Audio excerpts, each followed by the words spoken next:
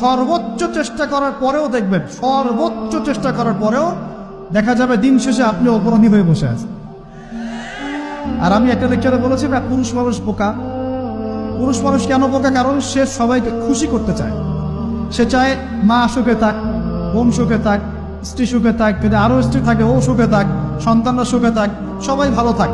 এবং তাদের ভালোর জন্য তারা কত কষ্ট করে, দিন রাত ডিউটি করে, অফিসে যায় আসে, জ্যাম ফেস করে, মানসিক প্রেশার নেয়, শারীরিক প্রেশার নেয়, তাই না? অথচ এই কষ্ট কিন্তু মহিলারা বোঝে না। বোঝে? সবাই বোঝে না। আছে অনেক ভালো স্ত্রী আছে, কিন্তু সবাই কিন্তু বোঝে না। মনে করে যে পুরুষ মানুষ মনে হয় ভোগবাদী, খালি মেয়েদেরকে ভোগ করতে চায়। অথচ সবাইকে সুখে রাখার এই চেষ্টায় একজন পুরুষ দিন শেষে নিজেই সুখী হয় না।